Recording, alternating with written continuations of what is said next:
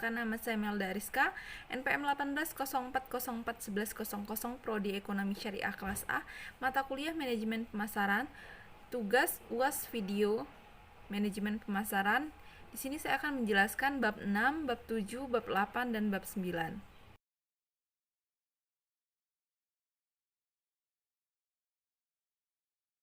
Yang pertama itu ada bab 6, sistem informasi pemasaran. Nah, informasi pemasaran, setiap pemimpin perusahaan selalu dihadapkan kepada masalah pengambilan keputusan dan penentuan polisi dan strategi dari kegiatan perusahaan dalam rangka pencapaian tujuan perusahaan yang diharapkan. Yang kedua itu untuk dapat mengambil keputusan yang tepat dan menentukan polisi dan strategi yang baik, seorang pemimpin perusahaan membutuhkan informasi yang tepat dan lengkap. Informasi yang tepat adalah informasi yang isinya sesuai dengan yang dibutuhkan, penyampaiannya tepat pada waktu atau saat yang dibutuhkan, dan disampaikan tepat pada tempat atau tujuannya, yaitu orang atau pimpinan yang membutuhkannya. Nah, yang keempat itu ada informasi yang lengkap adalah informasinya menyeluruh sesuai dengan apa yang dibutuhkan, tidak ada yang kurang. Arti dan peranan informasi pemasaran. Yang pertama itu sering kita dengar bahwa terdapat kesulitan dalam pengambilan keputusan atau penyusunan rencana karena kurangnya informasi yang dibutuhkan. Yang kedua itu sebenarnya ada 3 alat memimpin, yaitu informasi, alat untuk mengolah dan menganalisis informasi, dan model yang digunakan untuk mengambil keputusan. Yang ketiga itu ada dengan demikian kita melihat bahwa informasi merupakan hal yang penting dalam memimpin perusahaan karena informasi sebagai input bagi pengolahan dan penganalisisan untuk mengambil keputusan. Yang keempat itu ada informasi adalah keterangan baik berupa data atau fakta maupun hasil analisis, pertimbangan atau pandangan dari yang menyampaikan mengenai kondisi atau hal yang berkaitan dengan kebutuhan dalam pengambilan keputusan. Yang kelima itu ada dalam informasi tercakup data atau fakta mengenai kondisi atau keadaan yang berlaku, baik yang sedang atau telah terjadi. Yang keenam itu ada informasi pemasaran adalah keterangan baik berupa data dan atau fakta maupun hasil analisis, pertimbangan atau pandangan dari yang menyampaikannya mengenai kondisi atau hal yang berkaitan dengan pemasaran. Yang ketujuh itu ada manajer pemasaran, harus mengambil resiko bila informasi pemasarannya tidak lengkap. Yang ke-8 itu ada hal ini berhubungan dengan tugasnya dalam pengambilan keputusan dan masalah ini akan tetap selalu ada. Ada ruang lingkup informasi pemasaran. Pada perusahaan yang masih kecil dan bersifat perusahaan lokal, penjabat pimpinannya dapat berhubungan dan memperoleh informasi langsung dari tangan pertama, yaitu pembeli dan distributor atau dealer. Yang kedua itu ada dengan demikian penjabat pimpinan dapat langsung mengikuti perkembangan pasar dari dekat. Bila pertumbuhan perusahaan maju pesat menjadi lebih besar, maka meningkatlah kerumitan yang dihadapi dalam kegiatan operasional perusahaan, sehingga para pimpinan sebagai pengambil keputusan tidak dapat lagi berhubungan langsung dan segera dengan pihak pertama, yaitu para pembeli dan distributor atau dealer. Informasi yang dibutuhkan tidak seluruhnya bersumber langsung dari tangan pertama, sehingga peranan kedua tangan sangat dibutuhkan. Nah, keluhan dari para pimpinan tentang informasi. Yang pertama itu terlalu banyak informasi pemasaran yang kurang tepat macam atau jenisnya. Yang kedua itu ada tidak banyak informasi pemasaran yang tepat sesuai dengan kebutuhan. Yang ketiga ada informasi pemasaran yang ada tersebar di seluruh perusahaan dan ini biasanya membutuhkan suatu usaha yang besar untuk menempatkan fakta tersebut sesederhana mungkin. Yang keempat ini ada informasi pemasaran yang penting, kadang-kadang ditahan oleh bawahan jika bawahan itu yakin bahwa informasi ini akan mencerminkan hal yang tidak baik atau tidak menguntungkan bagi penilaian hasil prestasinya. Yang kelima ada informasi yang penting sering diterimanya terlambat untuk digunakan. Yang keenam ada informasi sering diterima dalam bentuk yang tidak menggambarkan adanya gagasan. Informasi pemasaran dapat dikelompokkan menjadi 5, yaitu yang pertama ada informasi pasar dan struktur pasar. Yang kedua ada informasi harga dan sistem pembayaran. Yang ketiga ada informasi produk dan pengembangan produk. Yang keempat ada informasi advertensi dan promosi penjualan. Yang kelima ada informasi saluran distributor dan penyaluran fisik. Nah, dilihat dari kebutuhan dan pengumpulannya, informasi pemasaran dapat dibedakan atas. Yang pertama itu ada informasi pemasaran yang rutin atau secara berkala disampaikan kepada dan diterima oleh pimpinan. Yang kedua itu ada informasi pemasaran yang penyampaiannya atau penerimaannya sewaktu-waktu dianggap penting oleh pimpinan bidang pemasaran atau perusahaan. Informasi sangat penting untuk melihat sampai berapa jauh terjadinya penyimpangan atas kebijaksanaan dan strategi yang ditetapkan, sampai berapa jauh keberhasilan dan kebijaksanaan dan strategi tersebut. Nah, informasi pemasaran yang penyampaiannya sewaktu-waktu biasanya diperoleh melalui riset pemasaran. Nah, contohnya itu untuk pembukaan wilayah niaga yang baru dibutuhkan informasi pasar di daerah tersebut. Jadi ruang lingkup informasi pemasaran cukup luas, menyangkut segala informasi yang dibutuhkan untuk pengambilan keputusan di bidang pemasaran. Nah, pengertian dan konsep sistem informasi pemasaran. Sebagian besar informasi yang dibutuhkan dalam bidang pemasaran bersumber dari pasar seperti konsumen atau pembeli, saingan, harga, dan distribusi. Beberapa perusahaan menyusun dan menjalankan sistem informasi pemasaran dalam rangka meningkatkan kualitas dan kuantitas keputusan yang diambil. Nah, yang kedua itu ada sistem informasi pemasaran, didefinisikan sebagai suatu susunan yang mengait secara rumit atau kompleks dari orang-orang, mesin-mesin, dan prosedur yang direncanakan untuk menghasilkan aliran yang tersusun dan informasi yang tepat dan telah dikumpulkan baik dari sumber-sumber yang berada di dalam maupun di luar perusahaan untuk dipergunakan sebagai dasar untuk pengambilan keputusan dalam bidang pertanggungjawaban tertentu dari manajemen pemasaran. Nah, yang keempat itu ada komponen penting sistem informasi pemasaran, yaitu sistem laporan intern, sistem riset pemasaran, kecekatan atau daya pikir pemasaran, sistem analisis pemasaran. Nah, masing-masing komponen tersebut merupakan subsistem yang tidak terlepas dari sistem informasi pemasaran. Nah, yang selanjutnya itu ada tiga faktor utama dan saling berhubungan, yaitu lingkungan pemasaran, sistem informasi pemasaran, manajer pemasaran. Nah, manajer pemasaran menggunakan informasi untuk tindakan pemasaran perusahaan di lingkungan pemasaran berupa keputusan dan komunikasi pemasaran.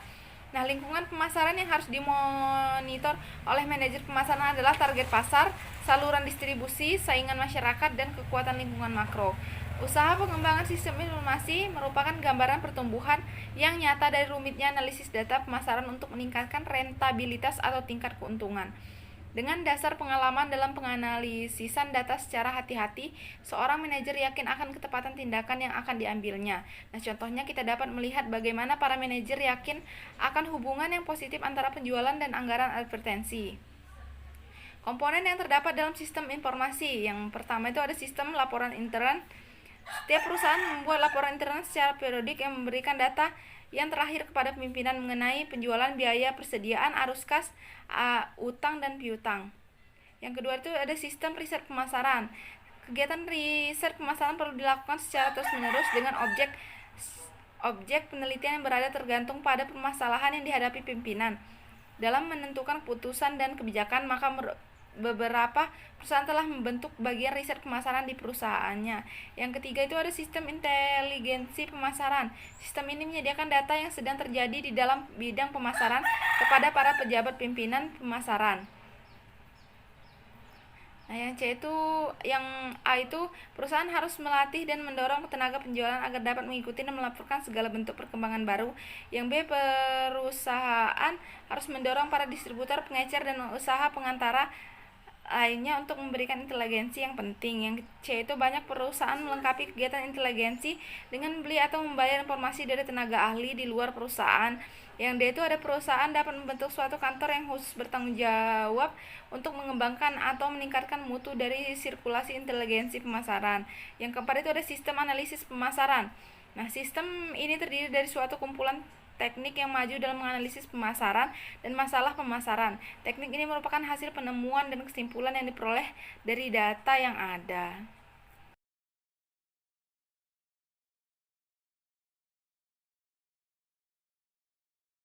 Itu ada pengendalian pemasaran. Nah, pengendalian pemasaran, kegiatan pengendalian pemasaran mencakup kegiatan menilai dan membandingkan hasil pelaksanaan atau prestasi dengan rencana atau ukuran atau standar yang ditetapkan, mencari penyebab terjadinya penyimpangan dan menentukan cara mengatasinya, memberikan informasi sebagai umpan balik bagi penyusunan rencana pemasaran berikutnya.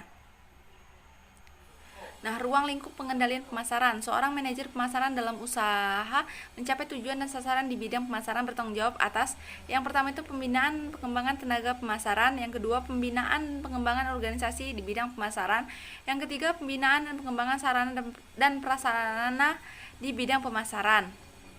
Nah, sistem pengendalian pemasaran, syarat-syarat pengendalian yang pertama itu adanya penentuan target atau objektif yang jelas sehingga semua aktivitas atau usaha diarahkan untuk pencapaian target atau objektif tersebut.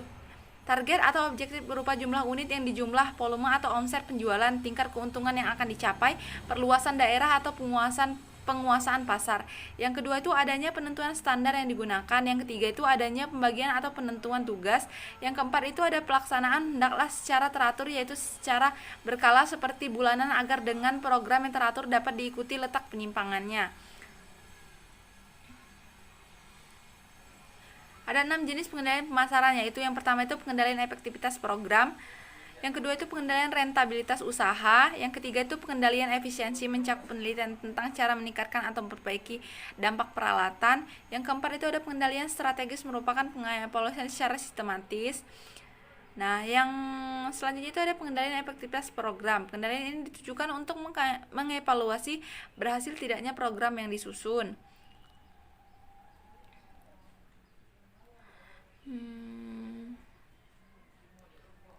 Nah, selanjutnya itu ada kerangka strategis pengendalian pemasaran. Kedua, analisis pasar dan share pasar akan sangat bermanfaat digunakan dalam pengkajian secara mendalam tentang perbedaan antara realisasi hasil penjualan yang dicapai dengan apa yang telah direncanakan dalam program pemasaran. Selanjutnya ada pengendalian efisiensi. Penekanan efisiensi adalah pada pertimbangan biaya, yaitu cara yang paling efisien untuk mengelola tenaga penjual, advertensi, promosi penjualan, dan penyaluran.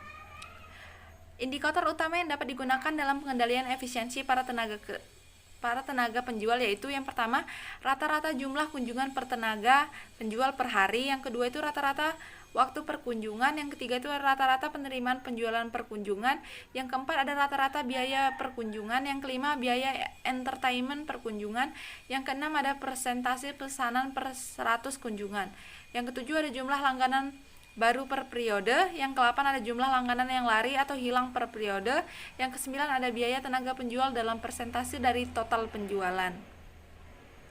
Nah, yang selanjutnya ada pengendalian strategis. Seperti diketahui, pemasaran merupakan suatu bidang di mana objektif, kebijakan, strategi, dan program harus selalu ditinjau kembali karena lingkungan pemasaran cepat sekali berubah. Selanjutnya, perubahan dalam lingkungan pemasaran menyebabkan perusahaan harus selalu mengevaluasi posisi perusahaan serta kesempatan dan ancaman yang dihadapi.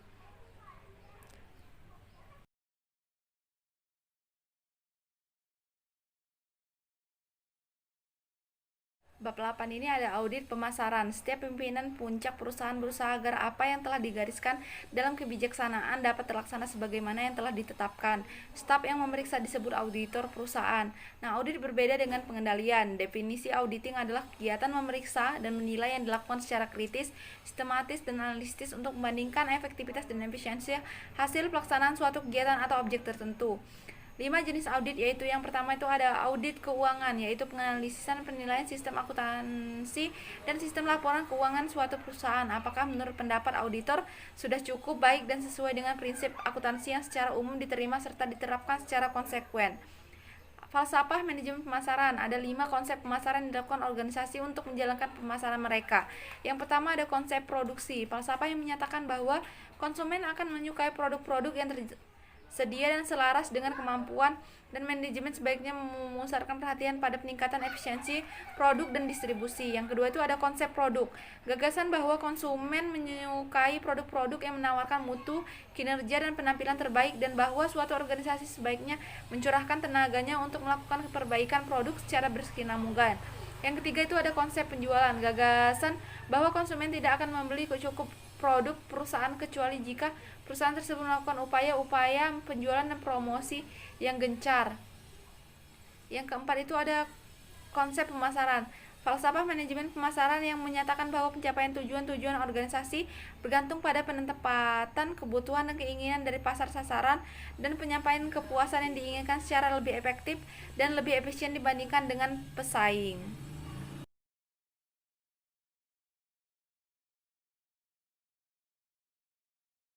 9 itu ada meliti dan memilih pasar sasaran melalui segmentasi, targeting, dan positioning. Nah, menurut Kotler dan Armstrong 2004, segmentasi adalah usaha untuk membagi pasar ke dalam kelompok-kelompok yang dapat dibedakan satu sama lain dalam hal kebutuhan, karakteristik, atau perilaku yang mungkin akan memerlukan produk-produk dan strategi pemasaran tertentu untuk menjangkaunya. Pasar yang tersegmentasi dengan baik dapat dijangkau dan dilayani lebih efisien dan lebih mudah dikelola karena cenderung memberikan respon yang homogen terhadap suatu stimuli. Beberapa variabel pokok yang sering digunakan sebagai pembeda antara lain adalah geografis, demografis, psikografis atau gaya hidup dan perilaku. Adapun variabel-variabel segmentasi pasar, ada segmentasi geografis yang termasuk dalam segmentasi geografis yaitu ada bangsa, negara, daerah, kota, lingkungan. Ada segmentasi demografis, umur, jenis, kelamin, jumlah keluarga, pendapatan, jumlah pengeluaran, pekerjaan, pendidikan, agama, golongan, generasi, dan kebangsaan. Adapun segmentasi psikografis ada kelas sosial, gaya hidup, dan karakter pribadi. Adapun segmentasi perilaku ada pengetahuan, sikap, penggunaan, atau tanggapan konsumen terhadap suatu produk. Gaya hidup adalah pola seseorang dalam mengelola waktu dan uangnya. Gaya hidup mempengaruhi perilaku seseorang yang pada akhirnya menentukan pola konsumsi seseorang. Value and Lifestyle, teori hierarki kebutuhan manusia yang dikembangkan oleh Abraham H. Maslow. Menurut teori ini ada 5 tingkat kebutuhan yang dilalui oleh manusia secara bertingkat, yaitu kebutuhan fisik dasar, rasa aman, memiliki esteem, dan akulturasi diri. Adapun teori tentang dorongan kepribadian yang diperkenalkan oleh Richmond, Glaser, dan Denny pada tahun 1950 di dalam False terminologi order directed diubah menjadi order directed atau dorongan dari luar. Berbagai studi menemukan bahwa nilai-nilai yang dianut seseorang menentukan pola konsumsinya. Menurut Kahle tahun 1983 dalam studinya menemukan bahwa orang-orang yang menganut nilai kesenangan dan kenikmatan hidup banyak mengonsumsi alkohol, dan mereka yang menganut nilai pentingnya berprestasi memiliki penghasilan yang tinggi. Dalam studinya, para ahli menemukan bahwa human value dan value system menentukan perilaku-perilaku dalam kehidupan seperti kontribusi karikap atau zakat. Ada beberapa kondisi yang diperlukan agar proses segmentasi pasar dapat efektif, yaitu yang pertama itu luas pasar memadai, yang kedua itu ada dapat tindakan, yang tiga itu dapat dilayani.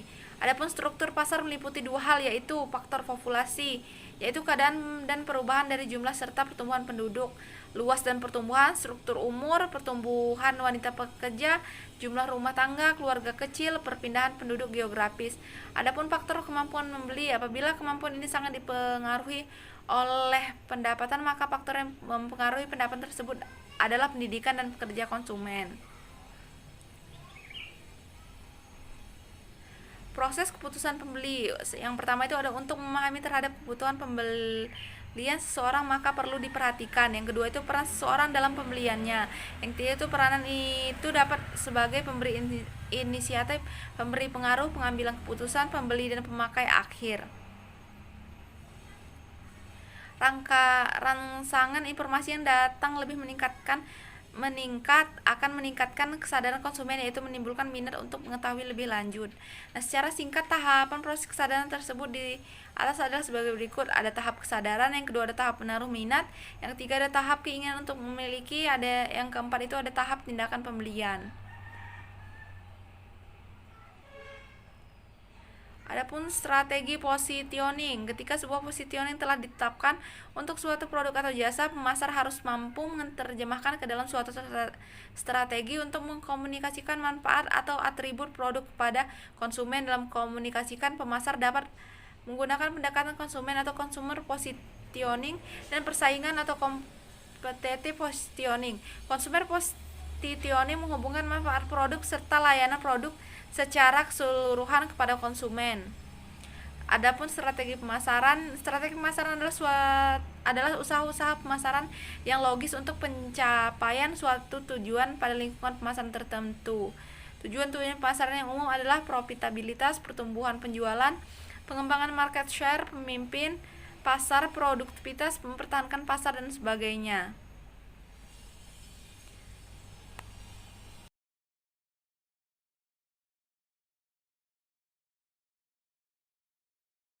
Saya jelaskan pada video saya kali ini, semoga bisa dipahami dan mengerti. Saya akhiri, wabillahi taufiq wal hidayah. Wassalamualaikum warahmatullahi wabarakatuh.